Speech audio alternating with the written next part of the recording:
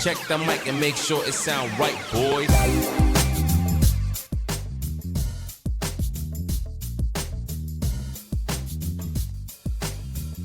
Welcome to Red Storm Chasers. I'm Vincent here with Craig, Tim, and Nick. It's been a while since our last Red Storm Chaser podcast. One eternity. We had to go into hiding after that St. John's loss to Villanova. Had to sit in my room, mentally recoup. had to sit in my room with the lights off, music playing, just to like, clear my thoughts and think about the world. I actually went on a hiatus strictly to look for that NIT bid invitation that never showed up. That's right. Spent a lot of time in a dark room and just think about where life has led us as St. John's fans. But we're back. Ready to start the summer off with some St. John's talk. As always, we'll start the episode with a nice random question. So my random question for you guys today is, who is the sports team that you hate the most? Single sports team. It can't be a city. It can't be anything. The single sports team, any sport, that you hate the most. Does it have to be a sport? What? Can it be a What? university? Where I hate all of their sports teams? Nah. No, We've talked about that ad nauseum. I know where you're going I'd with like that. a specific team. Okay. It can be a college team, but it has to be a team. But one team. A single Yeah. team. I think I know what mine is. Okay. I'm going to go with the St. Louis Cardinals. I am a Cubs fan, and I don't know many St. Louis fans, but the few that I know are pretty obnoxious. Yeah, so they're kind of smug all the time, and they win a lot too, and they always have the Cubs number, even if we're better that year. And yeah, one of the oldest rivalries in baseball, not the oldest, but one of. I would say, for me, I'm going to go baseball too. I got to go the Braves. I mean, there's a lot of teams in it. I'm a Mets fan, so there's a lot of teams in the National League East I really hate the Phillies too. And that one's close. But the Braves tortured my childhood, so I kind of have to, play with that one. That's what I'm going to say. That's fair, but I think both of those are fair hatred. Tim, who do you got? Mine is actually based off of experience. It's Rutgers football fans. Those are fans, though. You hate the Rutgers football team? Well, they root for the team, and I hate them. So, All right. Connection. Fair enough. Now, the thing is, I'm in Jersey. I will root for them. But I can't stand the fans. How are you going to curse out a 10-year-old in a West Virginia jersey? Especially when you never beat West Virginia. So it's a personal thing. This is personal vendetta. This is a personal This vendetta. is 100% personal thing. All right. I went At least there we're honest. during when West Virginia was still in the Big East. My dad's from West Virginia, so go Mountaineers football. And unfortunately, I got a lot of words thrown at me at a very young age going. And then, in the fourth quarter, they all cry and go home. Oh, yeah. Yeah, they're not exactly the winningest program out there. No. No, they don't. No. They certainly don't win all the time. That is certainly true. They've struggled quite a bit, so you must be happy about that. Yeah. I mean, now they actually put some money in because they actually want it to be a Big Ten school. So let's see if they keep putting money into it and actually let Seattle do something. We'll just watch them burn more money. It won't work out well, but they'll just burn some cash. They'll add 20,000 more seats and then not fill them. Vincent, who you got? Let's see if any of you can guess which team I hate the most. I think I know what team you hate. Okay, Nick, you fire. Doesn't know that well. Actually, you know what? No, because I had a second thought. So I'm gonna. Can I get two guesses? You can get one before everybody else. Two guesses is a lot. All right. Come on. I can think It's of. not hard. I'm gonna go with. Can I guess the I'm not gonna go with sports? the easy one. I'm gonna go with the Patriots. Patriots did ruin my childhood. Can I guess? However, they're not the most hated. Can I guess? Can I guess? I do have sports? tiers. I have tiers of hatred, and the Patriots are certainly on the tier. They're not on the top tier. Is it college football? Tim's onto something. Craig? Oh, is it then? If it's college football, I know the answer. If it's college football, it's Ohio State. No, they are also on the top tier of hatred, but they are not on the tippy top tier of hatred. On the long list of We're teams struggling Vincent hard hates. on this. Okay. So there's a tier of hatred for Vincent. The very top tier is one single team, and then the whole next tier, which is still pretty high, is the Patriots, who ruined my childhood as a Jets fan. It would be Ohio State just because their fans are the most obnoxious. and come back and win something for me once in a while. But you can't, so don't talk to me until then. The Red Sox are on that list. Yeah, I figured the as Red a Sox. Yankee fan That's- because that was my other the Red guess. Sox. I hate them. I truly, truly do hate them. That was between Red Sox and Patriots, or Vincent. That's what I was thinking. I think I think Syracuse it is. basketball is on that top tier as Fair. well because I was trying to go. really, I just those rolled them out guys are- because I wanted to say that. those guys are the absolute worst. I want to So, go outside that. one just to be talked team- about. So Prevails So above the rest. it's gonna be tough because you're gonna have your sections of hatred as a Boise State fan. This is correct. So you're gonna have. It's really down to two options. You have two options. well, it's a thing of like, is your hate for Bama gonna be there? No. Or you're, is your you're a whole 2,000 miles away. Tim. I know the I answer. know it now. is. I know it is. All right, Nick and Craig, you want to say it at the same time? Washington Huskies? 3, 2, 1. Nevada. No. What? Close, but no cigar. What are you Oh my talking God, about? this is a mystery, man. This is It's not really a mystery. Tim hit it. Yeah, The Washington Huskies. they took his coach those bastards. Peterson. Chris Peterson left us to go to Washington. First of all, bad guy Chris Peterson. Secondarily, you leave us for the Washington Huskies? Woof. Terrible. That's your number one hated team That would be my. I would There's never. no way. across all sports. I Is would Washington never Huskies. go. It was. That is- It, I don't- it led to the end of the dynasty of Boise State. I don't know if I don't know. If I buy that. I've heard you talk a lot about the Red Sox. I think you hate Nevada more than you hate Washington. I You think root I would- against them yeah. more actively than you Absolutely. did. I think that's fair. I'd root Well, the against thing them more is, actively. He hates Washington so much he doesn't speak about Washington. That's true. Because it gets him so angry. That's a stretch. They That's a ruined. reach. They ruined. It's not a reach. They ruined Boise State. They did. They No, stole I know, away Chris I Peterson. know. The Washington Huskies ruined Boise State, like the NCAA ruined that running back Ian Johnson's wedding, where no one That's could give him correct. gifts. That because is he got- correct. He As proposed he proposed at the Fiesta on Bowl. the field. Listen, I hate Nevada too, Gotta love but the I NCAA. root against them so much that it's not novelty. We don't play Washington, so I get to hate them from afar. It's a burning passion of hatred. Interesting. I'll say BYU. Learn something new every day. Vincent's got a lot of hate in his heart. I You just don't talk about- actually. I mean, you just I talk mean, about the In sports, tiers of hatred. I mean, how sports you- you do. How you in gonna sports, I hate a lot of teams. Why, That's true. why hate BYU? They already hate themselves. They get no caffeine, no sex. Like that, That's not a bad point. you can't chug a Red Bull and have sex. I hate them. I hate the Jets quarterback, but I'm a Jets fan. Bruh. So that's the way life goes. Well, we've got a special episode for you guys today. All It the is Jeff fans just tuned out.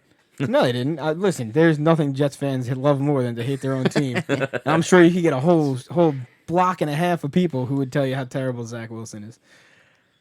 Anyway, we've got a special show for you guys today. It is a conversation with Zach Wilson. no, No. definitely not Zach Wilson.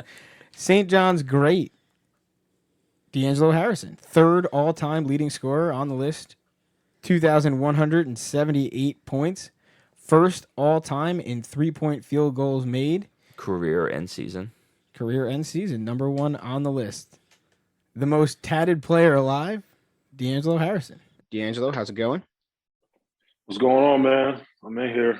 I'm officially in here. Y'all done got me in here, man. It's been a while, but I'm back. I'm in here. We're glad to have you on for sure. So, obviously, everyone knows who you are, naturally.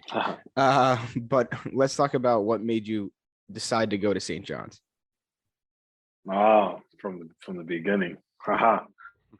Okay, so at the time I was a junior or sophomore junior when Lav had first took the job. Right.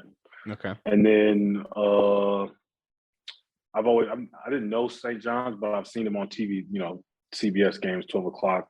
You just turn on the TV at a young age, you'll see St. John's playing somebody, big during the, before Big East Conference starts or whatever. Right. So I'm in Vegas. I pretty much either was going to, at the time, Baylor or Oklahoma State. St. John's came in late just because it was New York at the time before I even knew Lav and anybody else. Like, whatever, I'll give them, a chance. And then Lav saw me play. I forgot who we played. I think we played Norvell Pell first game in Vegas. I think we lost. I think I had 40, 48, something crazy, whatever. And that's when the interest had started. And then by the time, the AAU season finished, I had went on an unofficial. I was actually on my unofficial with Mo. and it kind of sold me there. Saw the garden, saw the campus, saw basically it's gonna be a brand new team. You're gonna have to fight for a spot. I don't gotta play behind nobody, so all that was there. Right. And then the season has started, or not the season, my season has started, like my preseason. And then Lav and Coach Rico did a home visit. And that's when they really got to break it down without, people on campus, or I'm on campus doing the unofficial. You got somebody walking with me. I got the unfiltered version of what he wanted from me, from Rico Hines and Steve Lavin. And, of course, at the time, I'm young, so I'm telling him, yeah, of course, home meeting went great. Fantastic. We'll be in touch. For sure, y'all are considered in my top now. That's a thing. I don't understand that shit now, but okay, y'all are officially in my top 5. Whatever. Blah blah blah. Mm-hmm. So I do this all in front of my grandma. So Rico and them were walking to the car. I sneak out the house. I go tell Rico, hey, look, man, I'm gonna take these visits, but hey, look, I'm coming. I'm telling you, I'm coming for sure. just like that. Like, hey, look, for real. Hey, look, 'cause it was between Oklahoma State and St. John's, but the fact that if you've ever spoke with Lav or heard him speak, he'll make you run through a brick wall, or he'll make you think like, should I dive on this sword? And he makes it sound like it's a good thing, for real. It might be a terrible idea, but he has the motivation to speak to you, whatever he's speaking about, to like, damn, maybe I should, man, you know what, coach, I got you. I'm with you. Whatever we got going, I'm gonna do it. So I got the unfiltered version all the way, and I made my decision right there. Right there. And it was a wrap. And then the team was good too, because everybody was like, at Houston, my school's not a big time, like we're the South, like Baylor, Texas A&M, Texas. This is where LSU, this is where the people go. People like St. John's, say like, what, you tripping? I'm like, all right, look, man. And then they were good too. And then they were good. So we're beating UConn, Syracuse, but we're on national. Yeah, that's where I'm going. Oh, where they play at Madison Square? Yeah, that's me. So I'm talking shit throughout all of high school now. Oh, nice. Yeah, it's crazy. Nice. Oh, yeah, it's crazy. Yeah. So, but yeah, man. So Lavin is known to be a great recruiter, and obviously it seems as if that's kind of his toolkit really got you to come. What's kind of your favorite memory with Coach Lav? Sheesh. Favorite memory that I have. As a unit, or me, like personally, like there's so many different things I can say. Yeah, it's like let's go with you personally, and then we'll kind of get into the team afterwards.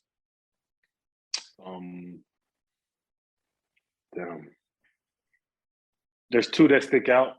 One when I was a player, and the one when I wasn't a player. The time where there's a picture of it where I think we're at Rutgers. We're at Rutgers.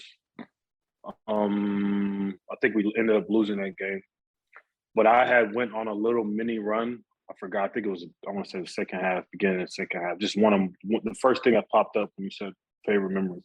Mm-hmm. And there's a picture of it, and he grabs me to the side.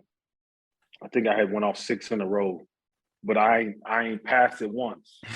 But hey, look, y'all gotta, like, I'm catching it, and y'all know I'm shooting it. Right. I'm young. Yeah. Remember, I'm young at the time, so this is just not, my brain works differently now, of course.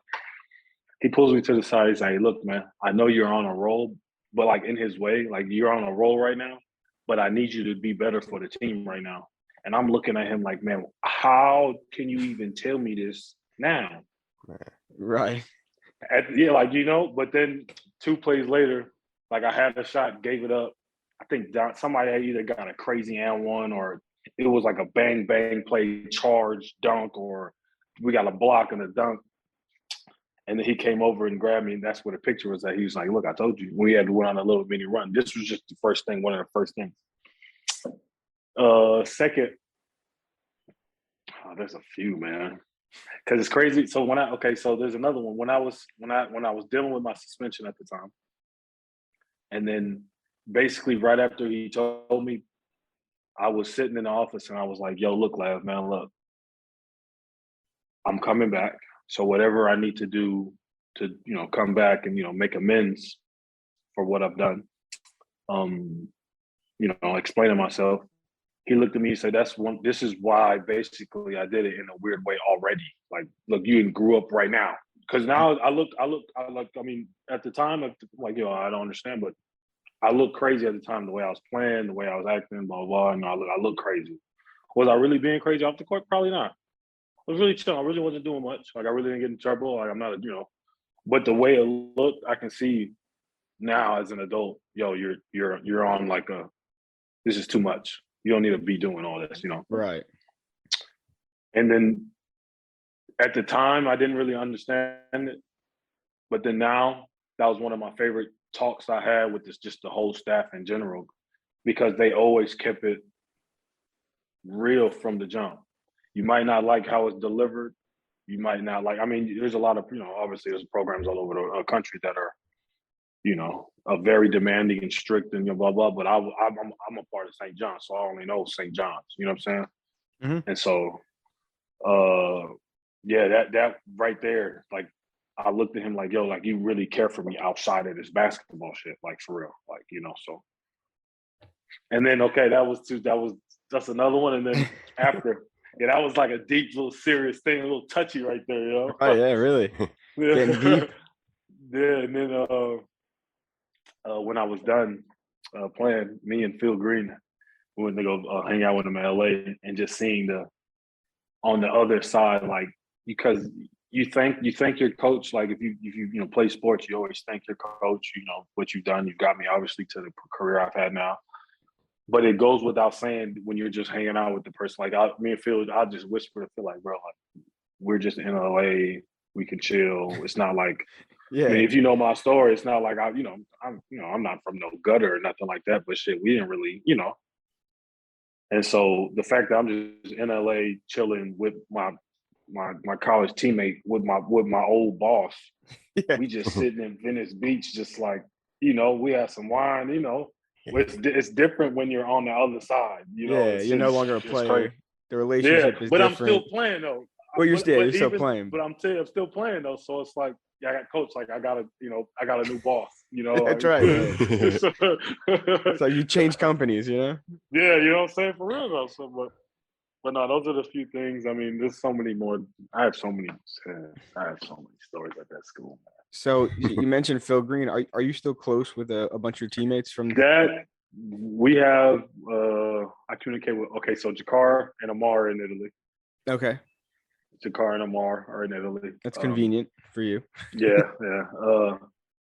Dom, I speak to all the time. Phil, Obekba, Jamal every now and again. I was in Ukraine with Christian Jones. He came to my city. Of course, like, you're in my city, I got you, bro. Right, yeah, for sure. We beat them by 40. You gotta let them know. No. If you ever play against, I mean, obviously you won't win every game, but if you ever, with me, just period, if you ever play against me and you're from Houston or you went to my school, hey, look, I'm turned the whole week of practice. Like, nah, I got the scout on him. You should, for sure. Everybody though, it's crazy, but yeah. Talk to a few guys every now and again. But Phil was my first roommate when I got there, so. Okay. He definitely, I've been cool with Phil the most. If we have Christian Jones on, we'll be sure to ask him about that 40-point loss. So what was it like? Yeah, we did it twice. Oh man, tough time for Christian. No, but you know what I'm saying? Like, I mean, shit, like, but we played against, so there's three Johnnies on my team, me, Sean Evans, and DJ Kennedy. Right. We played Justin Simon. Justin Simon's having a hell of a season. Yeah. Like, he gonna go get, okay, if you don't know European basketball, he's Euro Cup, Euro League, or back in the league. Mm-hmm. Like, crazy, We played him. They beat us by 25. Oh wow. There's three old heads though. Like there's me, DJ Kidd. Yeah, Sean Evans. We took a picture. I couldn't even post it at the time. But he posted It was too much. Yeah, like, but it's all of us. Like, I mean, he took down three of the, and these are three main names. And, Yeah, you know what I'm saying? Oh Yeah, like big Johnny's. That's rough. That's a rough. Understandably, not posting the picture. That's it. yeah, like I might do it. Like I'll do it today. Be like, yo, thought about you today, man. I had to go ahead and post it.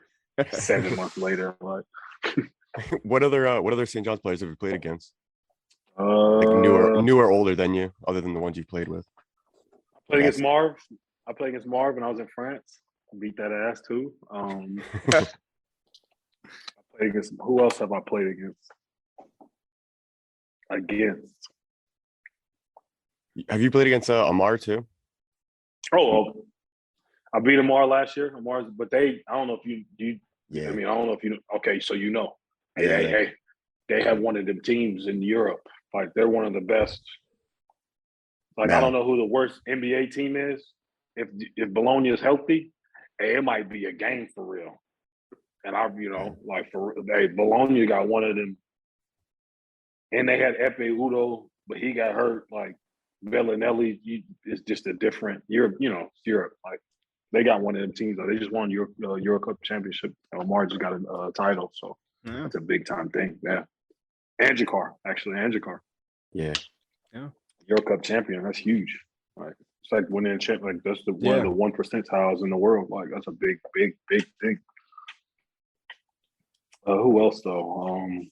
Yeah, I fried Omar. We beat them. I'm 2-1 against Bologna. So just saying. I do appreciate that you keep track. I love that you keep track. That's great. I have every stat sheet.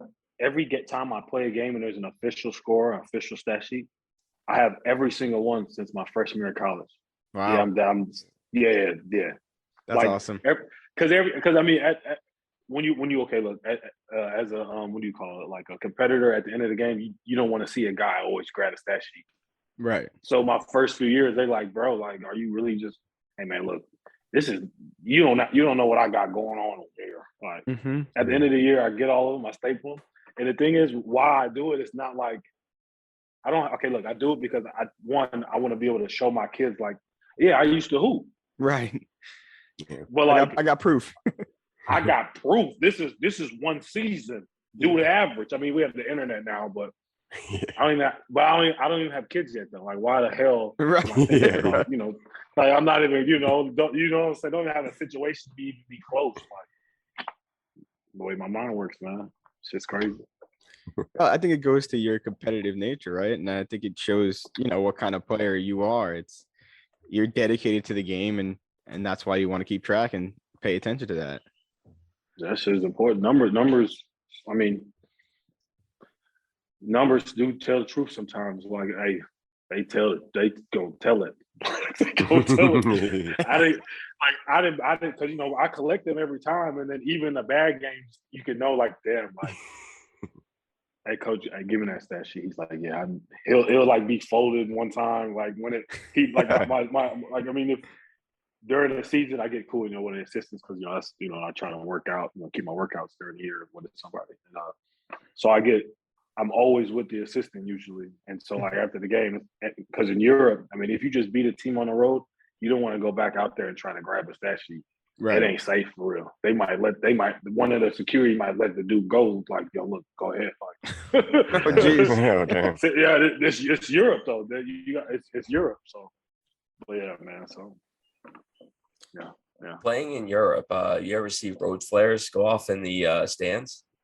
Oh, stands. They might do it for you before the game. The one in Olympiacos with the Kevin Durant thing. Finally, people got to see a glimpse of. This is just a glimpse. That was a playoff series. Don't let it be like, you know what I'm saying? Like a Panathinaikos Olympiacos derby game in October, the first one. Like it's really dangerous for real. Right. Like, because I always tell people, it's like, yeah, fans, but like when you go to the NBA, there's other. I mean, of course, you have your celebrities, you have your I call it the first class people. But the first class people in Europe, might have their shirt off and screaming at you the whole time. Like they're not sitting there like there was a clip, Jalen Brown or somebody got a dunk and you see Pat Riley Alonzo Mourning just sitting there like, Yeah. no, it ain't no like boss thing at the game. Everybody's going crazy or you're in a box. Right. Okay. Like Gotcha. you know what I'm saying? Yeah, like there's no the bougie part like come to the game.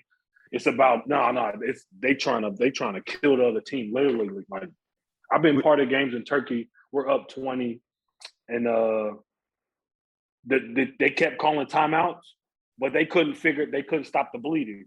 Right. So the fans did it. Oh, Fans started throwing for real though. We went on another run, went up 20. The fans started throwing not quarters, but like coins of $8 lighter. Oh my goodness. And there's a rule. Of course, they have to contain it, but we went back to the locker room. But there's a limit. 30 minutes. You pass 30 minutes, you forfeit. We up 20. We 29, 40 seconds. Hey man, I don't want to go back out there, man. Right? Yeah. No, it's dangerous. It's only 35 of us, like, and only 4 of us can really fight. Probably, like, Right. you know what I'm saying? So it gets hostile for sure. That's for sure. I think we could use a little bit of that first row craziness, not the coin throwing, but the first row shirts off at the St. John's game. I'd like to see that. Like hey man, like there's no like hey look, we're here. The fans they're there to do it. Hey look, man, every country's different though. I've been in different cultures cheer different. All of it's different. That shit is crazy. Yeah, I mean that's we don't want people throwing coins at Madison Square Garden. That's not that's not cool. Watch this. You throw someone on a court here, get kicked out. Absolutely. Yeah. They'll be on you in a minute. They'll get you out. You do that in the NBA or something, you might go to jail or something like.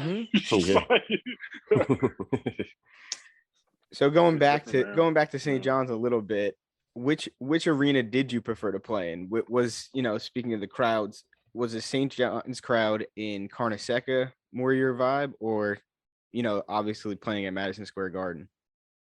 They both had their own special feel. Like I've got asked this question before, and it's like depending on how you play in the Garden, every game is the same. Every game is the same. You try to treat every game the same, of course. Like I do for sure. But there's like a certain, like I can speak about a few games at the Garden that if we would have played at Carnesecca, it would have been a different game, and vice versa though. Good or like bad? We might not have been able to beat a Lehigh, CJ McCollum at Carnesecca. They might have got us in the Garden. Gotcha. Yeah. You know what I'm saying? Mm-hmm. Like, and I don't want to make people. like I said, you're up for every game, but it's like it's MSG, and it's not like somebody on the other side might have a night in the Garden. You got to worry about that every time. Mm-hmm. Like it might be somebody that's the 7th man, averaging 9 points. He got 18. It's the Garden. His family here.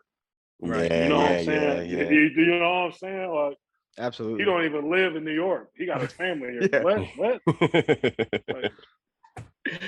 Like, the Garden magic is always amazing. There's always one player on the other team that goes off. It's because it's the Garden. They rise to the occasion, But like, okay, being a St. John's player, I can only imagine if I went in there. So that's when I watched Trae Young do what he. Sorry, I don't know if y'all's Knicks fans, but hey, look, what he does to the Knicks. That's how I would be. I would be on his the same. I'm on that same energy the whole time, for sure. Because honestly, for me, I like playing on the road.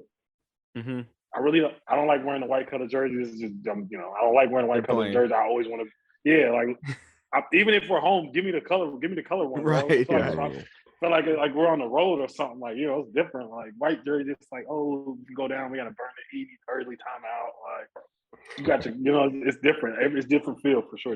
Certainly a different feel. What was your favorite road arena to play in? Okay, there's arenas where I was like, dang, this is nice. And then there's arenas where I'm like, ooh, I might go off in here. There's two different things. All right. You know what I'm saying? I like it. We'll take both. I like Georgetown. I don't think we ever won there, though, ever. ever. Killers, St. John's Killers. I got a always. weird story behind the Georgetown thing too. That's probably why I got like a bad little rivalry. I can never win. Yeah. What's the story? for What's the sure. story behind that? What's the Georgetown story? So I don't know if my brother was a player too before, he had his situation. He was not saying I can play, but he was more high caliber than what I am. You know what I'm saying? If he would have stuck the path, he would have flirted with the NBA way more than I did. And he's just he's a people like over the rim now ever since like 2011, 12. Like if you ain't really dunking for real and like athletic, it's like a different game now. LeBron messed a whole lot of shit up. LeBron's like LeBron, so everybody's tall, dunk, dribble, shoot, that. Absolutely, yeah. So one of the schools that had tried to recruiting him hard was Georgetown. Okay. And this was before I even thought I was going to play. I'm a freshman in high school. And so he ended up doing the JUCO route. So we're going to end up going to the university at the same time. He had to do 2 years of junior college. I'm 2 years behind. And so we were going to have to go to the university together. Georgetown was recruiting me too. So we were supposed to go to Georgetown probably. That's probably how it ended up. Wow. And then I don't know about no rivalry shit until I get, they always say you have a rivalry. Yeah, you look up the history. You don't know it until you've been in the environment. Like you don't know. You don't really know, And and then I was like, damn, like, and then I'm at the time, one of my brother, he's in jail or whatever. I'm like, yo, like, hey, look, man, like Georgetown I'm sitting here in DC like, oh damn. I feel weird being in here like this. I've never been here though. But then my brother had to remind me, like, yo, look, we were supposed to be there. That's probably why you feeling like that. Yeah. Right. Yeah. And then they, St. John's, Georgetown rivals anyway. So it's, it's like a whole Yeah. The whole dynamic behind it. The most randomest thing though, I could not anywhere in the country, but I had a few others, Absolutely. So yeah. It's just a weird he connection. Explained that to me, I was like, that. Yeah, that's probably why I never beat them. We beat them a few times, but it wasn't how it's supposed to. So got a few bad losses that I don't speak about. Understandable. Yeah. So which arena did you walk into and say like, "Ooh, I'm gonna go off here"? Okay, so I always felt like I went Louisville for sure. I think I had a good game when we played there. I mean, obviously there's the games I play good on the road, kind of. You can just say that. Right, that's fair. Yeah. The Villanova game at their small gym. Yeah. Is it the pavilion or whatever? Pavilion. It is It's the That pavilion. when you dropped like 36 or something like that? 30. Hey, look. It was a career high day. The first time I wore contacts. So like every game, Joe. So I wear glasses, but I've never wore contacts in the game. I can see, but like if it's a big arena scoreboard, sometimes that shit might get a little tricky. Don't let me be tired too. Like what I'm saying. And so they put in like anything you do at St. John's, anything, and put in it was like a little newspaper article. Oh, blah blah. But then when I had the game, it became this is the first time I was doing all these interviews. Yeah, the first time I recorded, we lost. I hate one of the bad losses, but that was the first day I wore contacts. And then the quote was, "Everything's in HD." But it was though. I don't like things in my eyes. Like I'm one of the people like, yo, I don't like. It takes me 20 minutes each eye, and I've had contacts for years now. I'm still like that, So. Oh yeah, no, I'm with you. I hate the eyes. I hate touching eyes. I can't do it. Bro. Would you say when the first time you actually played with 20/20 vision, did your timing improve? Because I play without glasses. I have horrible eyesight.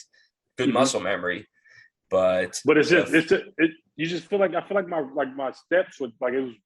I feel like it's kind of weird. I don't want to say I feel like I was more in control. I don't want to say that sounds crazy, but like I feel like I was lighter. I'm like like I'm seeing it's just clearer. Like you can have the same picture and then have a little blurry, and then you can see 1,000 different details. It's just two different things, almost two different pictures. You know what I'm saying? So you played your whole first season and a half without contacts. Yep. Wow. Wow. That's That's pretty wild. Facts. Because that game, that was a late game. That was Big East Conference. It's the middle of your second season, and that's that's got to be. I mean, hey, you had a hell of a first season for someone who couldn't see. I could see though. People always say No, you couldn't I know, see. I know. Yeah, but like I can see, but like, well, okay, but the being okay, I can play in context without my contacts. I can play in the pavilion without my contacts, but like the bigger arenas, Right. like, because I'm the person that I'll be at the free throw line not shooting, and I'm looking and section whatever, and I couldn't see shit before. Now I'm looking at this dude, like I'm everything, especially in the garden. Now I can see everything in here. Yeah. You're like, look at that guy eating popcorn. Yeah, for sure. Look, but I'm on a bench. Like there's a couple of clips like where there's the cameras on me, but I'm just doing my clear look around, and then I realize the cameras on me, and then you see me and whatever teammates going crazy. But that's part of me. Just right. like I can see now, so I'm over here. This shit crazy, man. For real though, man. That's awesome. So who's the player? We talked about the arenas you liked and disliked. Who's the player that you felt was the toughest you've played against during your time at St. John's? We'll limit it to that because. Man, look, you can't even say tough players, like, because I mean, if I don't list, I'm cool with a lot of them now. If I don't list them, I'm gonna hear from it. But really though, like Dion Waiters was a problem. I hate saying shit like this though, because I really wasn't scared. I had a good game too, but like on some Hooper, damn, he can play. Mm-hmm. Dion Waiters was one. Russ Smith is another for sure.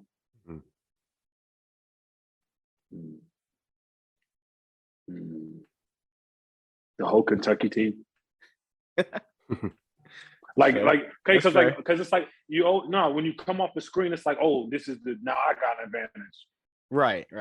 I felt every time I came off a ball screen, I'm confident, but I'm like, damn, I got to get to my best shit after every switch. I shouldn't have to do that after the third one.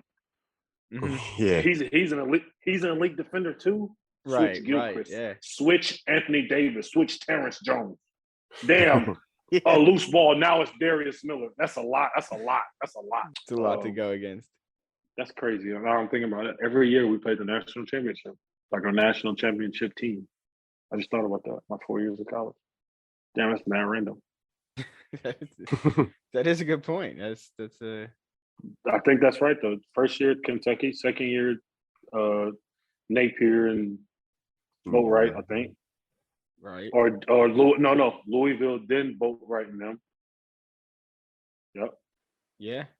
And then who won my last year? Duke won. Quinn Cook won, I think, the last year.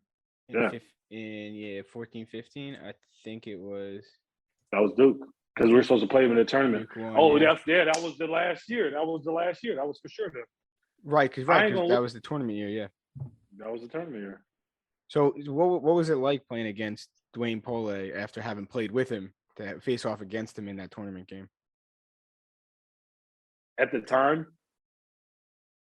when you hear about somebody transferring from your school and you end up playing against them, for some reason you feel like, I don't want to say hate, it's a strong word, it's 2022, but you strongly dislike this person. You want to kill him. That's how you feel as a understandable. Like you shouldn't have left. Let me show you why. You tripping because we're better than you.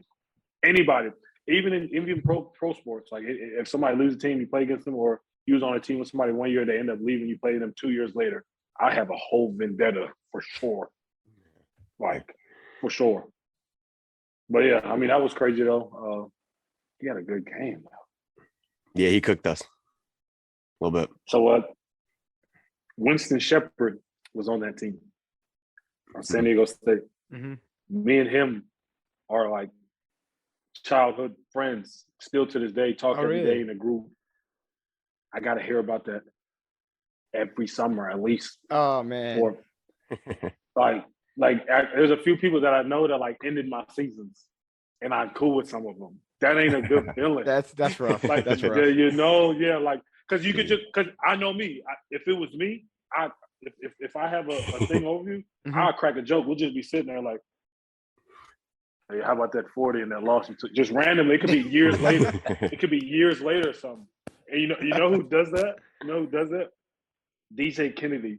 When anybody talks about TBT, anybody foreign Oh teammate, yeah, forget it. he has a tattoo on his like right above his kneecap. So like you wear like basketball as your competitor, you see the tat. So you'll see him like scoot over to you in the locker, like y'all talking about TBT, and he has the trophies all tatted, all four of the trophies. Yeah, like that's awesome. but like it's like an unspoken like y'all. He won't even be in conversation. You talking about TBT? Like just come out of nowhere. You talking about TBT? Yeah, I've been there before. Like Yeah, TBT. He has had a good run in TBT. TBT. Yeah, they call him Mr. TBT. That's crazy. Like. He deserves it. I wonder if the tattoos are on the if it was on the knee he blew out right before the tournament. I think so. I think so. Damn. Yeah. I think so. Sheesh. You know, you guys did get a bad shake on that one. If DJ's not hurt, most likely you're not playing San Diego State, right? Most likely No. we're ending up with a higher seed and a better track, so to speak. So, but It's crazy, man. They had a special year, man. I was sheesh. yeah, Oh, something. It's like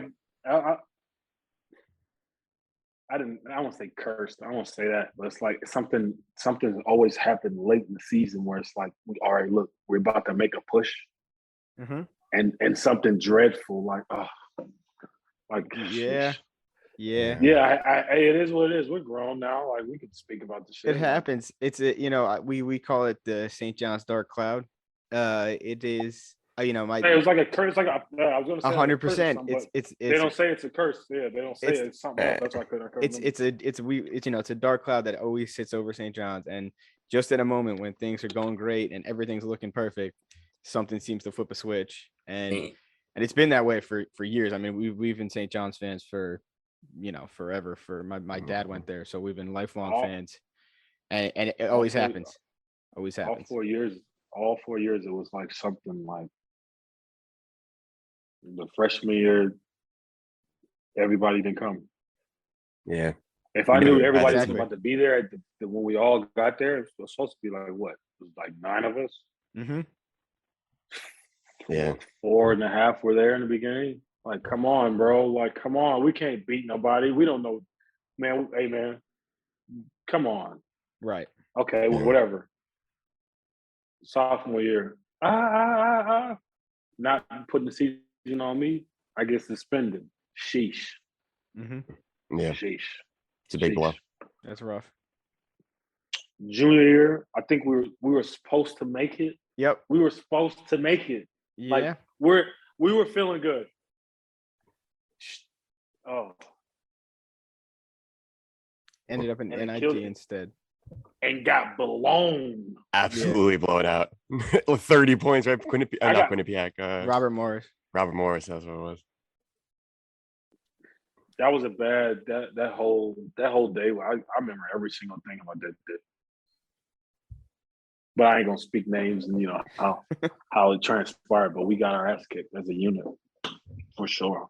As a unit, like you couldn't even be like, bro, you ain't do shit today. Like you couldn't even like Right. when it's collective ass kicking is a collective. Like everybody got to it on like you feel like That's rough. that's a shitty feeling, man.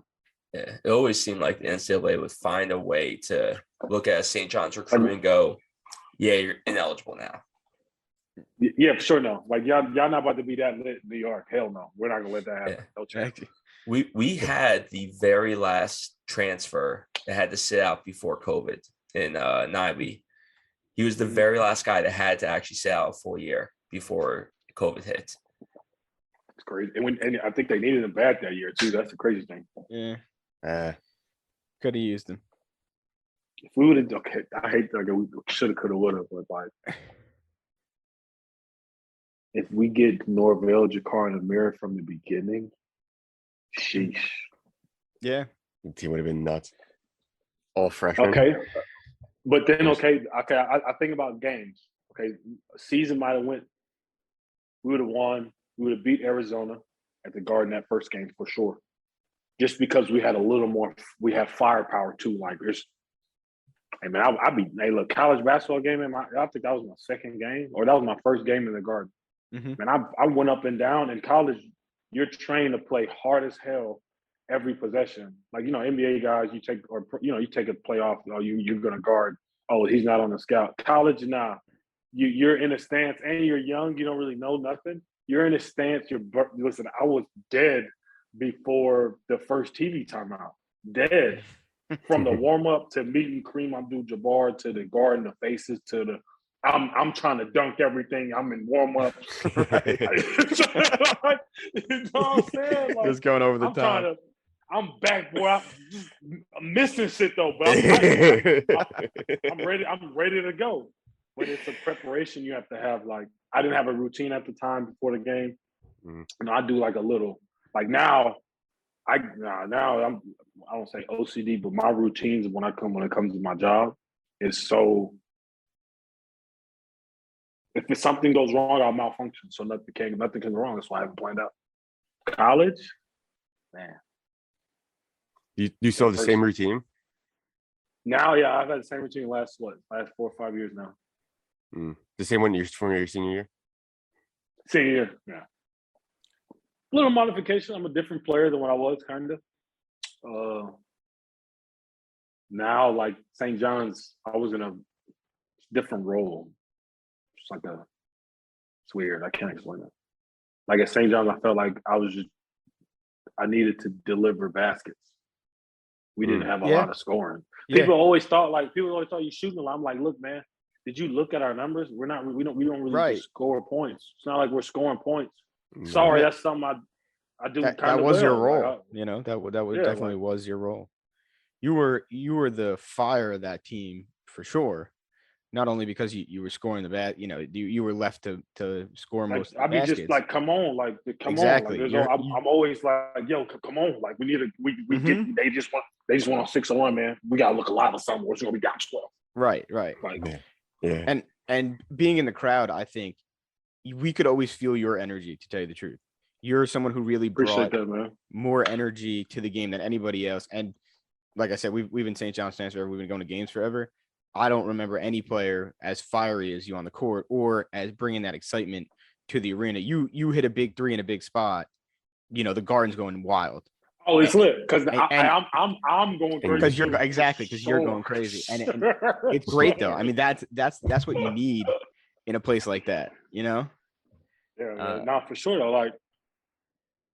Like, so that freshman year. Mo was like the silent killer. You'll look at the sheet and be like, sheesh, Mo had 19, 11, 4 blocks, 3 steals, 2 rebounds. And he only said 10 words.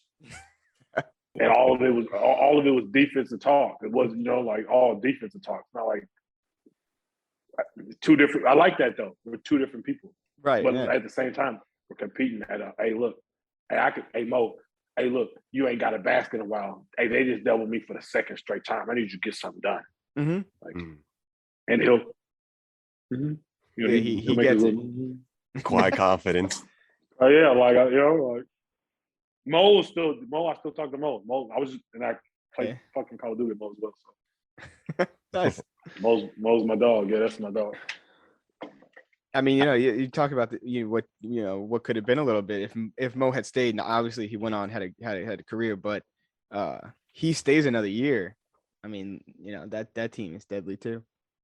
But it is what it is. Even the sophomore team we had assembled was crazy too. Oh yeah, look into your time now. So what do you think the biggest difference is between playing here in the States and overseas? One, you get away with travel in America, which I probably, out of all the points I scored in college from my 2-pointers, that's a travel over here. Every single one I didn't watch almost. I'm a synergy dude, so I hadn't seen literally every clip. Wow. Every basket I didn't had in St. John, I probably watched it at least 6 times. That's, so why? I'll just be bored and look up clips, old, feeling old. Like right now, I'm over here I'm watching Game 7, Chicago Bulls, Indiana Pacers, 96, like random. Just literally on. I could flip the cameras, literally like I got carried away. I can't remember what the hell I was talking about. Looking at this damn. Well, we were talking about the difference between overseas and how you traveling. The try. Yeah. So the catch and the sweep through, and you can just right. You take that first step yeah. here. If you get first step, now you're recovering, and by the time you trying to slide back, I'm already shooting. Mm-hmm. You're not there at all. I work on that 2-0 pull-up. People work on that all the time. Can't do it. You can do it over here, but you have to figure out this. I don't say this master craft, but you have to be able to put the ball down without even thinking. Like, you know how people catch, rip through, catch, jump Right. stop. Yeah. Here, Europe, catch. You got to put it down. You got to dribble it because 9 times out of 10 you're probably gonna travel if you're American for sure. That's wild. It gets called 2 or 3 times every game, both teams every time. Like, oh, and I know it now. Oh, like I'll stand. You sweep through. I don't even look. Referee got called. Right. Because if you let me get away with that, I'm getting 40 in here. You crazy? Right. Y'all crazy? Right. Yeah. But like, okay, in practices,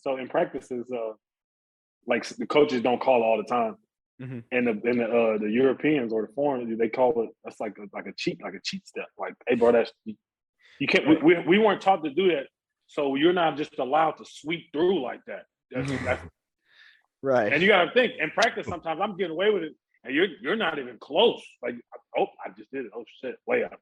He didn't call it cool. Like, we're good. But no, that's one thing. The game in America, everybody talks about. Luka talks about it. It's spread out. Like, the NBA is if you're a good, decent one-on-one player, you're probably gonna get by your man every time. Right. But the next step is obviously create whatever, find the read, blah blah. But here you're driving there. There's a 7-footer. His back might be hairy, huge beard. Whatever country you're in, the local guy. He works at the pizza place on Wednesdays. He's still in the paint. Right. And it's don't let you be on the road where it's a hostile environment. Referees holding their whistle, so he might swing down and get you. Jeez. They not calling. They trying to get out the arena safe like us. Right. Yeah. You can't be calling. Yeah, put themselves in danger. In Europe, do they slide under your feet more often? I know the NBA tried to kick that out as far as they could. You get so many. So the rules are different. So you have like different contact fouls get called less over here than in America, or vice versa. Here, it's not so much. You slide under somebody's feet and they grow the ankle back, you might get an intentional foul. Like they've been doing like the breakaway rule they're trying to do now too. You do that over here, 2 shots and the ball. Like the rules are different. You know what I'm saying? Mm-hmm. And the crazy thing is when I'm playing here and then I go back to America, what? I'll be the first person. Hey, bro, you can't stand in the paint. I know you can't. I just have to deal with that shit all year. I'm not dealing with it here. I don't even play. I don't even use. You know what I'm saying? But it's the little stuff. But it goes a long way too, though. What was your favorite country to play in? Okay, so you have your basketball side and then you have your life side. It's 2 different things as well. But for sure, I liked Italy. We had a good team and the country's great. Israel had the same thing. Israel country's great, and we had a good team. On the leagues I played with, Russia has to me, outside of Spain, is one of the. Obviously, can't really talk about Russia these days, but yeah, but Russia, it's so big. The basketball at the time was so big. You're playing. There's 7 different countries. It's not just Russia. Right. So let's say you're playing Euro Cup and Russian League. You might have a game in Astana, Kazakhstan, and then you have a game in Riga. Riga 2 days later, and that's the same league. And then you got to fly to Greece, play Euro Cup.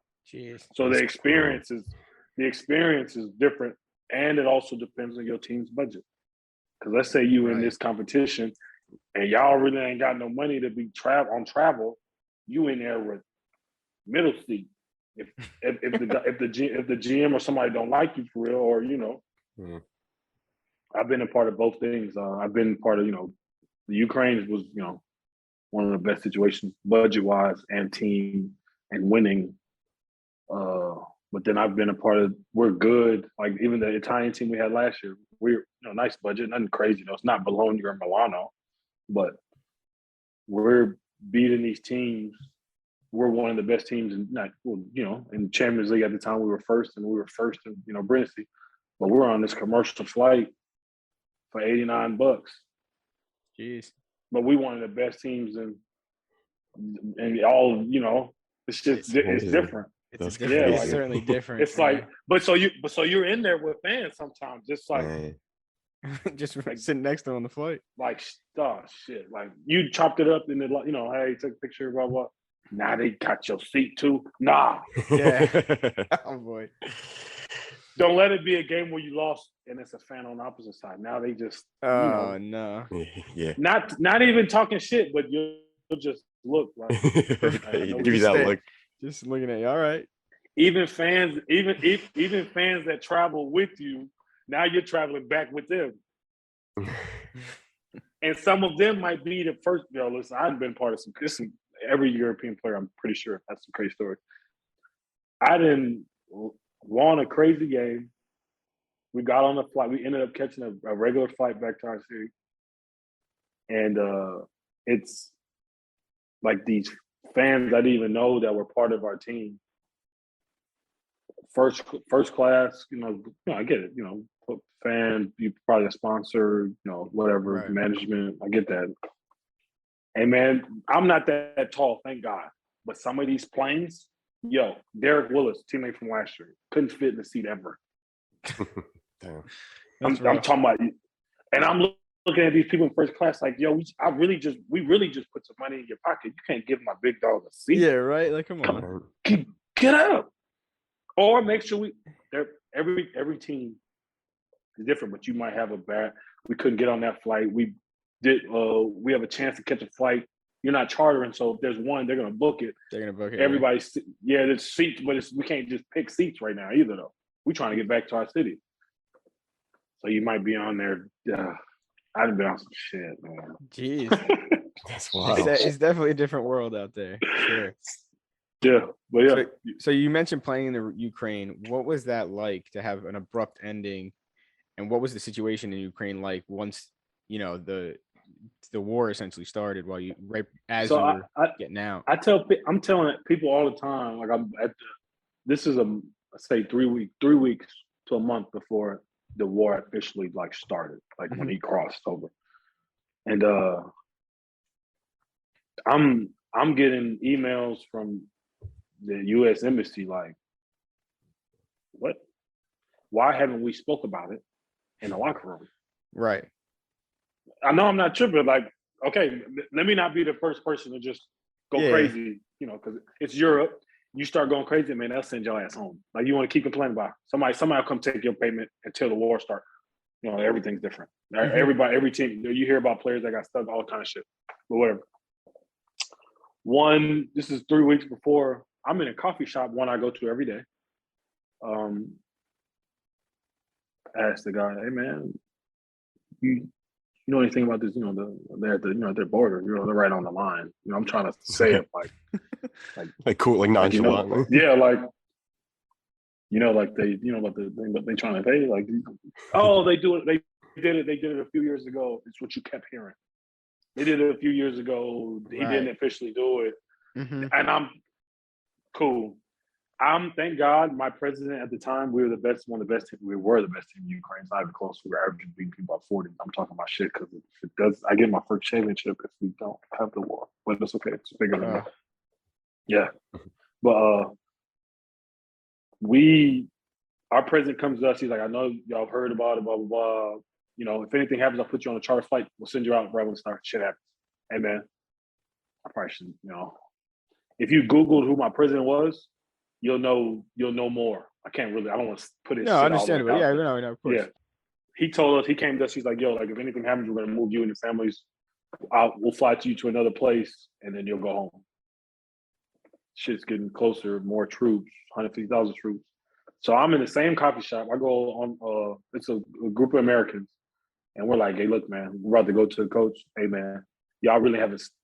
It's getting. People are getting more antsy. People are starting to fly home. We're only team really doing shit." He comes to us and say, "We're gonna move to the Czech Republic." What? That's like moving the San Antonio Spurs to become the Iowa Banshees in 2 weeks. That's Wow. crazy. That takes logistics, management, meals, flights, Oh yeah, that's hotel. wild. Yeah. So cool. So okay. He tell us we're gonna move. So this is before the war, even before we left, just in case, because we wanted to keep playing Champions League. We're having a crazy year. Blah blah blah. So whatever to keep playing Champions League, we get, we're beating teams Ukraine by 50. So we're not really worried about Ukraine. 50, 18 or 22-0. 22-0, Right. 23-0. Yeah, something crazy. So we ended up moving. So this is 2 weeks before the war started, and I do this. I'm in a coffee shop with the Americans. I go,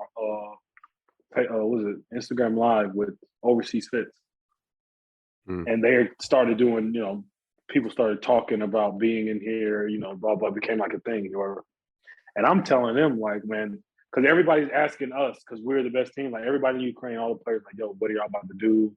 Is y'all team telling you anything? Because there's some teams in Ukraine don't want to say the team name, but saying, yo, if you leave now, you're breaching your contract. Man, it's a war about to happen. You talking about you talking about a contract, not even and I mean, some of the other teams, these are low budget teams. You're not making more than 125 for real, maybe. Right. And I'm always a guy that be like, I think it's more. I've always been, and I find out it's like, sheesh. So 125 might be on the high side. And you talking about, man, look, you better fly me home, bro. So y'all about to go to, More. But I mean, this is other teams. And like I said, we had the best. Our president took care of us. So everybody's asking, I'm like, yo, look, our president said he's flying us out charter flight. So I would get out. If I was not on the team I was in, I would have got out way before. And so it's a week before. They say, all right, bet. We're about to do the Champions League thing. They booked it or organized it. We're going to Czech Republic. I packed my whole house. Everybody's like, mind you, we traveled with the volleyball team, the basketball team. That's us. He moved every team to a different country. That's a lot. Jeez. If you think about how we have goodness. the best. So the volleyball team's the best in Ukraine. The basketball team's the best in Ukraine. And the women's basketball is the best in Ukraine. And we're all doing well in our European competition. So he's taking care of all of this shit. I don't care, whatever it costs type shit. Yeah. Jesus. So we moved to Czech Republic. I have all my stuff, all the Ukrainian players and stuff laughing like, hey, man, I got 8 suitcases with me. I got all my shit. I got my backpack, my duffel, my sis, carry-on, and 8 checks bags. And people are literally laughing like, yo, hey, man, look, I think something about to happen. Yeah. Literally laughing at me, guys. We land, blah, blah, blah. It's not funny. It's not funny, of course. But I like to be prepared. So when the stuff actually started going down, now if you left something there, it's all the way over with. Yeah, it's done. It's gone. If you want to go back, you sure? It's still not over. Like that's the whole. It's still going on. Yeah. Yeah.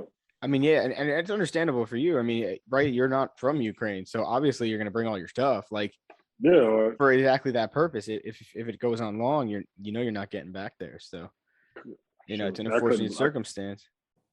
I couldn't believe that, man. We end up playing the Champions League shit. We moved to Czech Republic, played the Champions League shit. We lost. That was one of the toughest games I've ever had to play in my life, and I remember every single game. Just because the Ukraine. Before the game, everybody's flag. It's anthem. It's yellow and blue in the Czech Republic in Nuremberg, Czech Republic. It's really a mind F word. Absolutely. What? What's going on? What's going on? Yeah, what's going on here? War is happening. There's actual bombs. We're a Ukrainian team. We're playing with all my Ukrainian players are national team players. We have the best of the best. So you can tell, like, you want him to do what, coach? Yeah. I get it though. Everybody's not built that way. I'm always, you step in the lines. Don't step in the lines if you can't go. Right. Yeah. But that is tough That's for those guys. So, but like you okay, you gonna step in. You can just see. I got handshakes with everybody every season, from the janitor all the way to the boss, president, everybody. We doing warm ups. Handshakes like, oh man, I never seen y'all like this. I get it though, but we trying to win this game. Mhm. You know, but like we just did like it wasn't even like, okay, you see a team play, or they were flat, they were dead. We had no. Right. Like every blow felt like it was way worse. Sheesh, that shit was crazy. That's a rough way to end the season. Yeah, and then, but we were still in the pool play. That was only our first loss. We were second in the group of Champions League, and then I wake up random. We were on a lunch in a hotel. Mind you, I'm living in Czech Republic. I didn't sign to play in Czech Republic. I'm in a random ass city, random, like in a hotel room. Thank God I got my own room. Wake up, cool. I'm gonna go on lunch. Everybody's older than me, so I'm like, damn, am I late? I look at my shit, I'm never late. Like, there's no way y'all all in here like this. Supposedly there was like this meeting. I napped, but I was asleep. I didn't get the shit until lunch. Everybody's in there pissed off. Y'all pissed. Hey man, the president just pulled the plug on the season. Damn. That's how I find out. So the wars, y'all, you tell, okay, but so this is how. So everybody's pissed. I'm like, man, I don't know why y'all mad. Call your agent right now and just start figuring logistics and shit. But then it becomes a thing where if you let us go right, February window, y'all don't have to move the team. You moved it and then you pulled the plug. Hey man, I could have been on. I had a few EuroLeague middle of the season changes. Like, okay, look, I'm having a crazy year. We're done. Nobody has to buy me out. I'm a free agent. Let me just go now instead of waiting through that transfer portal. And then we play. We still can, make something happen. And then you pull the plug. So now, Ukrainian players just left, brought their family over here.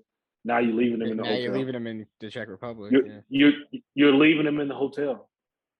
Oh my goodness! Like it's over with. It's like it's done. Like I ain't never. Like I said, every year is always a first. I call it every time in the professional season is always a first for me. And this, obviously, it's crazy, But that shit was crazy. So you got to think they can't go back home. Where are they about to go to? I wonder if the contract termination statement was really I still have it. Like, are you straightforward and straight through? Like, hey man, it's a war going on. We don't really got. Hey, look, it's over. We can't pay. We can't do this. We can't pay for this hotel. We are frozen assets. So what? Thank God I saved my money. So we've been there for 3-4 weeks in this hotel. I gotta pay for this. I gotta pay for this. Man, I wouldn't have been in Czech. I wouldn't have been in pro. Yeah, I didn't want to be here. Wow. I would have went. Yeah. So the shit just became nasty. I mean, I'm not mad at anybody, but if your accounts get frozen, I get that. I'm not really tripping. I saved my money. I was making good money this year. What is what it is. And but that shit. Now that's rough though. I mean, that's a tough way to stick people with that. Yeah, like people. I call my agent. I'm like, yo, you got to find me a new team, or I'm about to fly home. Yeah. But I know me. Hey, look, if I go home now, I'll probably be done for the year. Right. Might have been. Could have. Probably should have did it. Probably should have did it. Well, now that you so you're rehabbing right now, for those who don't know, right? So yeah, man. How's that rehab going? 4 weeks in, still got my boot on, sit in the house, have a routine every day. I mean, yeah. Once I get this boot off, it'll be a little different. When do you expect to be back on the court? Sheesh. Or when are you hoping to be back on the court, I should say? December, January. Oh wow, okay. Something like that. Like flirting, not flirting like, first game, maybe January something. That's if things go perfect. Right. But so far so good. So but I'm in no rush to play. I want to get healthy first. Yeah, let's hope it goes well and everything goes, perfectly and times out. Great. So I know you're big into streaming. What kind of got you into that? And obviously now you got a little bit more time to do that. So how's Yeah, that been going for you? I was streaming for 2 hours, so I got on with y'all. That's crazy, nigga. I had phone calls. It's crazy.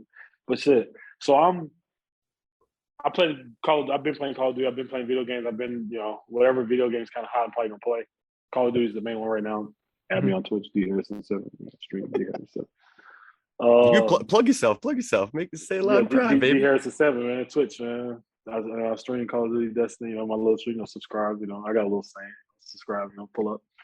But now, so I play video games all the time, and then my friend was like, he started streaming. He's way more better at gaming than I am, for sure.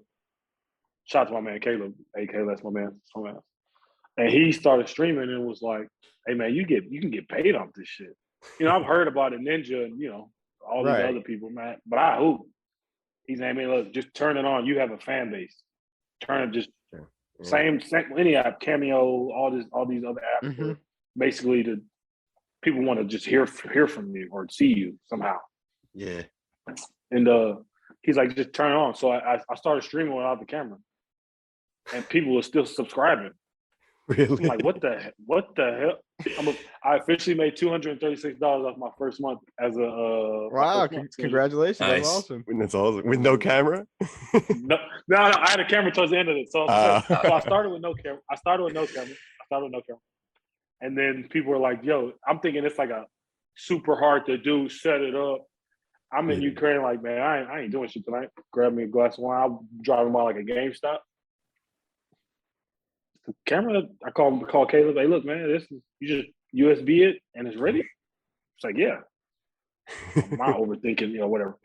I turn on the camera. I don't get a lot of people to watch, but 12 to 15 people watching my stream is a lot to me. Yeah. So I'm like, That's I gotta crazy. be nice. Hey, look, people comment all different languages. Le Portel, that's France. Force of Brindisi, that's Italy. Like the Ukraine, Promete, like you can see it on your game when you come. You know what I'm saying? Yeah. But shit, I played a video game anyway. Why not stream anyway? Yeah, might as It's well. literally, I could buy a pair of shoes off it. I could buy some groceries off some playing video games. So why not? 100%. People always ask me, "Oh, you play video games?" I actually get paid now to do it. So I'm not trying to hear shit. That's right. You can play video games to pay for the video games. So I play for- them anyway. So shit. Yeah. play for pay. Might There as you go. well get paid. So looking into the future a bit, after basketball's done, you ever think about, being a coach, coming back to St. John's maybe, or just being a coach in general somewhere? I would love to be a coach for sure. Love. People always hate when I say this. I don't want to be a head coach. I've seen what it does to people, different countries, different cultures, different everything. I didn't seen a winning coach, a winning season. I mean, everybody has their personal problems, but just based on the basketball side, it's a lot to deal with, man. For sure. And how close me and Rico Hines and the assistants were. I'm looking at them at the time, recruiting, mentor the kids, young kids. You're in the game still. You don't let you be at a university where you put some time into, and that's a dream job. What?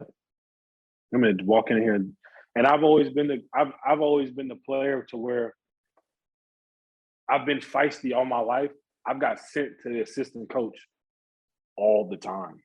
Like sub out the game. I'm not dealing with your shit, Harrison. Go talk to Rico. Talk to all the assistants throughout my talk. You know what I'm saying? I feel like I can do this. I can bring a player back, we call it like a shake back in the game. Good runs and bad runs. So I'm playing Minnesota. When I hit that three and I start wilding out, I needed a shake back. Even the good times, you need really something. You got to reel it in. The head coach got 1,000 things. He got all the players. He got staff, everything. Yeah. The assistants got a little more freedom to. Rico always you can see he pictures. He's always doing this. Like, come here, I need to holler at you. Come here, I need to holler at you. Come here, man. Look, And that was an inspiration for me, even not even just Rico, Coach Charles, on and off the court, saw how he was with players. Everybody had a different role. And I think I'm shit. I think I can recruit players. I think I have a good eye for talent. I think I can see like, ooh, hey man, he can pay. Y'all don't even like him, but he gonna get 20 here. Watch. You You know know the game. Yeah, You know all the little intricacies. Like, like you know what to as a look for. player, and I'm not saying I'm the best at it or no guru, but shit, I'm playing at a high level, so I just seen what it takes to coach at a high level. If Right, you and ever you get the get, experience with Oh. it, so I was Yeah. gonna say, if you ever get put into like a Dunlap situation where you are an assistant coach, but you get that step up, Y'all You roll with it? know, I'm rolling for sure. Cause y'all know how I get down. Y'all want me to rock out now? Man, I'm ready for sure. But I know my role right now. Cause I couldn't be that all the time. You want me to do that every time? Nah. Who's I'd be your drained out favorite? as a coach. I'd sub in. Hey, nah, you know, fuck that. I'm getting in there. Y'all got me. I got my shorts on. do old fashioned Pete Rose play or Bill Russell play and coach same Yeah, time. playing coach. That shit was crazy. Somebody was doing that in Europe. Marc Gasol was doing that for his second division team in Spain. He owns the That's owned the wild. team. He got released or whatever from the league. This year. This was this year or last year. It was this year. Got released. He owns a second division or a professional team in Spain. They're in the second division right now. So he's the owner too. So, but he's playing to get them to go to the first division. That's crazy. Just imagine you cross over your boss. Fuck out of here. Lay some shit. He might find you. you gotta be careful. Gotta be careful not to foul him in practice for sure. I'm not hitting because him. he's paying. I can't imagine. Dude, you always like, oh, like coach shoots around. No, he's in the trenches. Timeout. He might blow a timeout over the coach. Like I ain't even Yeah.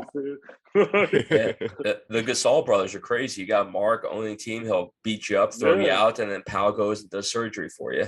It's crazy, man. That's unbelievable. It's unbelievable. Wow.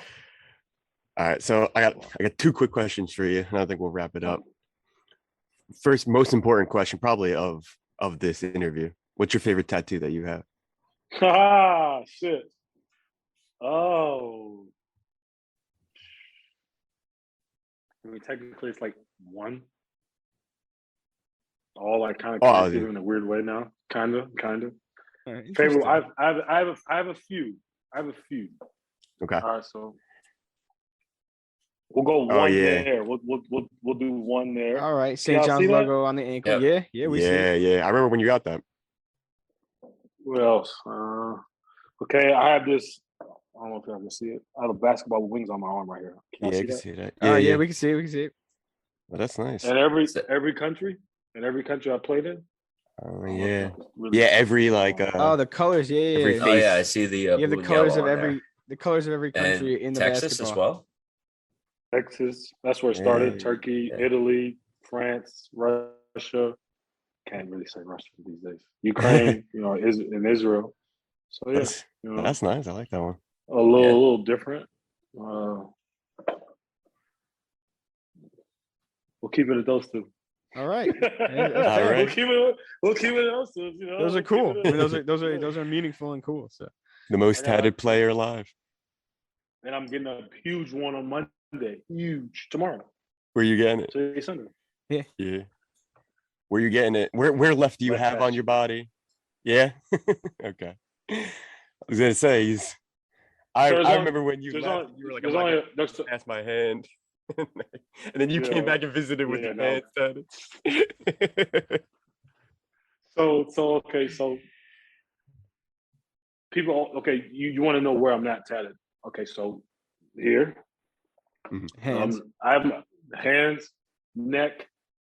I have some though on my neck. I got the bag behind my ear. I got a whole bunch of shit on my hairline, but no front neck and my left ass cheek. Just the left. Just For now. Just the left now. For now. For real though. For another 24 hours. For another 24 hours. There you go. Yeah, so. Clean real estate, as we call it. it's to the point now. Like I hate to harp on my cheek, but it's so awkward when it's no space. Like when it's space, it looks awkward now.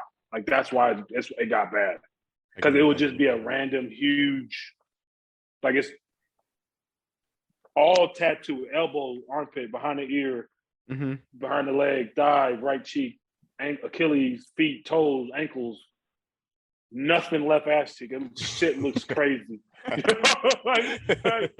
it's like it's all the way right to the top of it, and then on the lower, like right on the, not the cheek. So it's just it looks mad weird. Like I have to over it say, now, so. coming into this interview, I didn't expect us to talk about your left ass cheek. I didn't see that. You did. I did not see that one coming. Anytime tattoos come up now, it's like, but now I need to get it so I can get past that. Once I get it, we can't just talk about the empty. We're not gonna talk. Nope, I had nothing. I got my hands in my neck. Only thing is, Which one hurt the most? If any of them hurt. the other cheek. Really?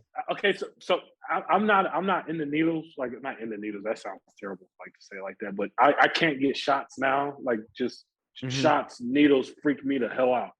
Like if I see a paper, not a paper clip. What's the little safety pin? Oh yeah. Oh yeah. Push If it's pins. open, if it's open, I'm like I literally like it's got like a little chill, bro. Some with like not knives, but like really surgical needles freak me out. So all my tattoos hurt, all of them. Like I got a little wine glass on my hand the other day. It was super quick, but I was over here I don't get it. People's pain tolerance are different. I get that. Right. I guess I had the worst. I must have the worst. All my tattoos hurt. People always ask, like, no, like you got so many, you must not hurt. If you ever watch me get a tattoo, you'd be like, man, what is going on? Like I gotta bite something. Wow, I'll really? sit there and be still. Yeah, but like every time I'll bring a towel or something. I'm sunflower seeds. I gotta be doing something else. Really? Wow, that's crazy. That's interesting. Yeah. All right. Tattoos, man. Somebody asked me that shit yesterday. That's not funny. That's funny. All right. So last question. I know your favorite manager was Nick Lapinto. So when was the last time you talked to Nick Lapinto, I guess? I talked to Nick like what? That was like a week ago. Almost like a week ago. Yeah. I saw Nick actually I came home last time I was in New York. I think I was there for what? I was with Philly. That was before I came out to Europe this year, Ukraine. I had a Philly workout. Or a little mini. Well, I don't be understanding the names these days. But I was with Philly. Man, because I always talk the league now. I'm thinking about it because it's not frustrating, but it's like, like if you're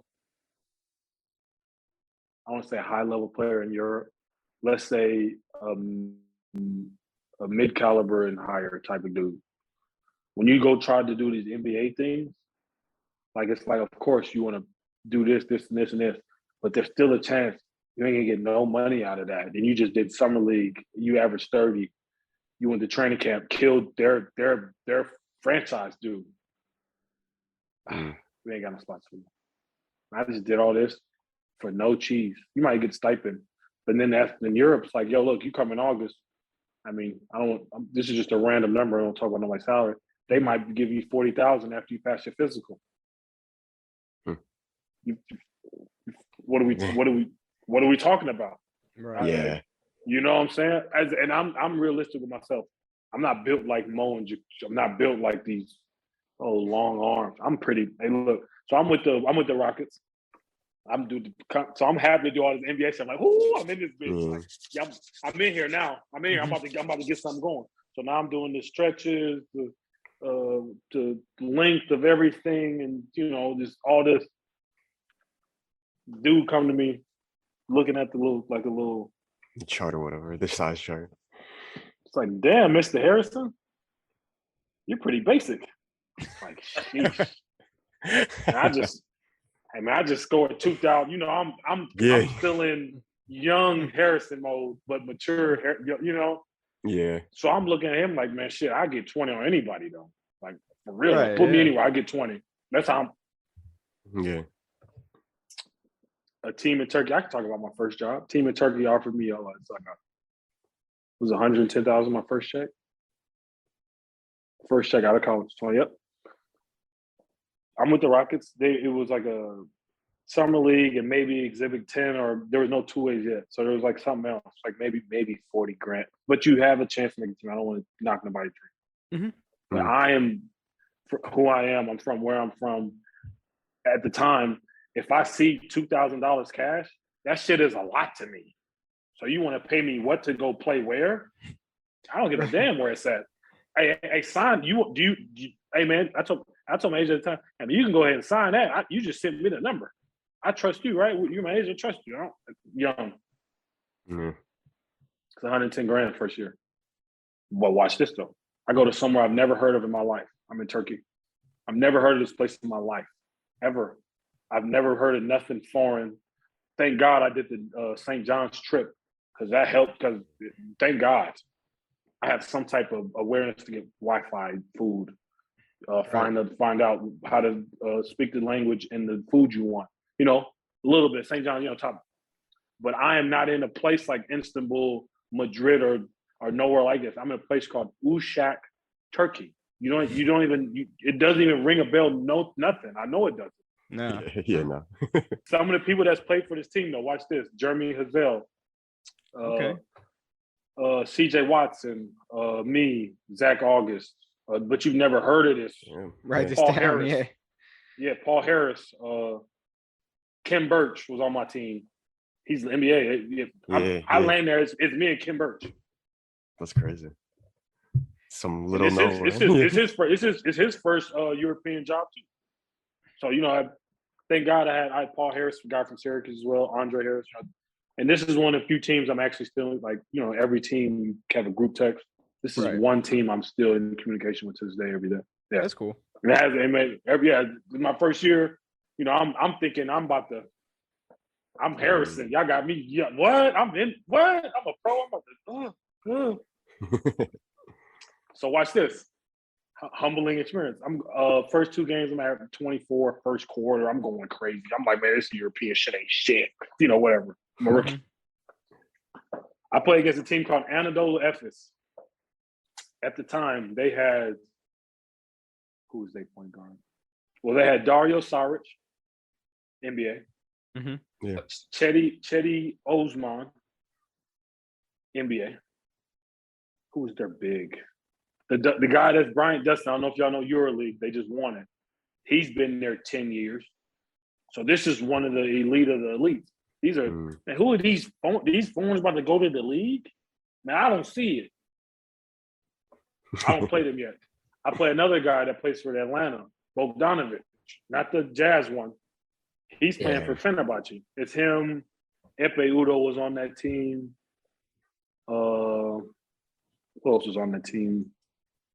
Jan Faseli, but he's a European. He played in the league, though. He definitely was in the league, but whatever. They had Fenerbahce as the team in Turkey. They beat us by 30. And Bogdanovic went crazy. And I'm a rookie, like, hey, man, he's league. Like, he's league. Like, this is okay. This is the best. This is Europe. I played against two other teams. I played a guy from Houston. Hey, shit, blah, blah, But no, humbling experience, though, for sure. Sure. Crazy good. I mean, well, you've turned it into a good career. So at least it started off that way, Interesting start, but it got there. Figured this shit out.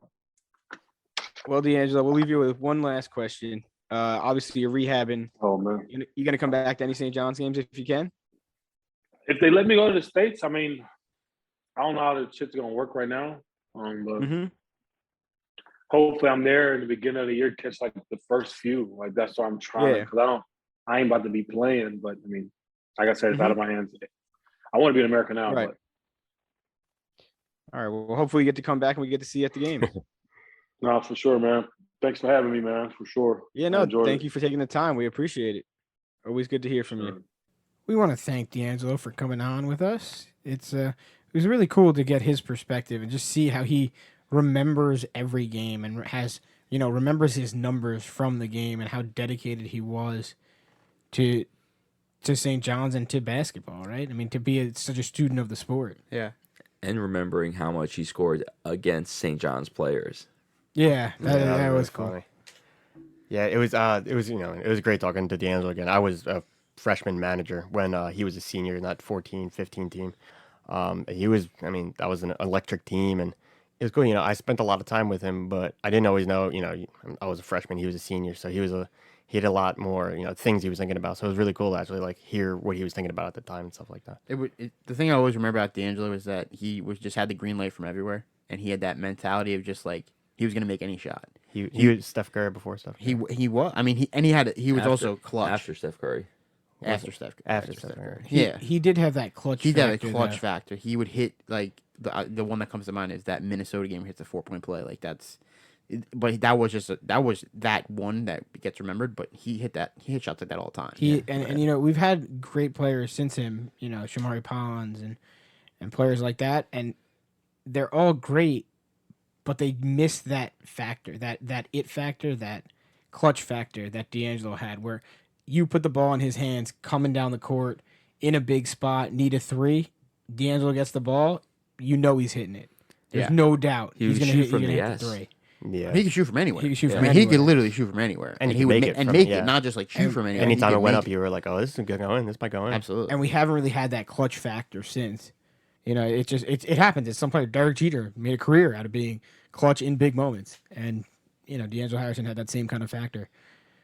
So, we really appreciate him coming on. It was interesting to see, talk about his tattoos and talk about his career.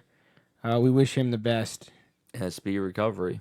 Yeah, and a speedy recovery on his rehab. Hope he, gets back on the court soon and continues to have a good career. All right, well, that'll do it for this episode, or this conversation, I should say, with D'Angelo Harrison. For Craig, Tim, and Nick, I'm Vincent. Go Johnnies. Keep chasing.